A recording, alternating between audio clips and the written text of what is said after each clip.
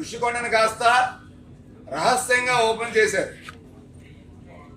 సచివాలయం తాకట్టు పెట్టేసి 458 కోట్ల రూపాయలు అంత దౌర్భాగ్యమైనటువంటి స్థితి ఈ జగన్మోహన్ రెడ్డికి ఎందుకు వచ్చిందని చెప్పి జనసేన పార్టీ అడుగుతాం. మరి ముఖ్యంగా కనీసం పోలవరాన్ని పూర్తి చేయలేపాడు ఈ జగన్మోహన్ రెడ్డి. పోలవరం అంచనాలు పెంచేశారు కానీ కేంద్ర ప్రభుత్వం ఇచ్చినటువంటి డబ్బులతో కనీసం పోలవరాన్ని కూడా పూర్తి చేయలేనటువంటి దుర్మార్గమైనటువంటి ముఖ్యమంత్రి జగన్మోహన్ రెడ్డి. మొన్న రాయలసీమలో అంద్రీనీవా ఆ గేట్ క్లోజ్ చేసి కేవలం ఓపెనింగ్ చేసిన ముఖ్యమంత్రి జగన్మోహన్ రెడ్డి వెళ్ళిపోయిన వెంటనే ఆ అంద్రీనీవా గేట్ కూడా ఎత్తేశారు. అంటే రాష్ట్రానికి రాజధాని నిర్మించలేదు ఈ ఐదేళ్లలో కనీసం పోలవరం ప్రాజెక్ట్ ని పూర్తి చేయలేదు.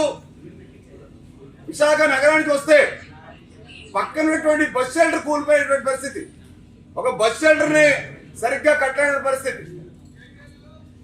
నిన్న కాక మనం మీరు చూశారు ఫ్లోటింగ్ బ్రిడ్జ్, ఏదైతే వైఎంసీ ఏదైతే ఫ్లోటింగ్ బ్రిడ్జ్ ఉందో వారం రోజుల క్రితం సాక్షాత్తు మంత్రులు, జిల్లా కలెక్టర్ అధికారులు అందరూ కూడా టూరిజంలో భాగంగా ఫ్లోటింగ్ బ్రిడ్జ్ ని 1,60,00,000 రూపాయలతో ఎటువంటి పర్మిషన్స్ లేకుండా మెరైన్ డిపార్ట్మెంట్ దగ్గర నుంచి కానీ ఏపీ టూరిజం దగ్గర నుంచి కానీ పోర్టల్స్ దగ్గర నుంచి కానీ ఎక్కడా కూడా అనుమతులు తీసుకోకుండా చాలా ప్రమాదకరమైనటువంటి రాళ్ళు ఉన్నట్టు అక్కడ అంత లోతైన ప్రాంతం దగ్గర ఫ్లోటింగ్ బ్రిడ్జ్ పెట్టి పర్యాటకుల ప్రాణాలతోని విశాఖ ప్రజల ప్రాణాలతోని చెలగాటం అనేటువంటి కార్యక్రమం చేశారు. తర్వాత ఇదే జిల్లా కలెక్టర్ గారు మరుసటి రోజు నాడు ఖండనిచ్చారు. అది కేవలం మేము ట్రైలర్ బేసిస్ అని చెప్పి. మరి నిన్న కాక మొన్న మళ్ళీ ఫ్లోటింగ్ బ్రిడ్జ్ యొక్క ఇది తెగిపోయింది.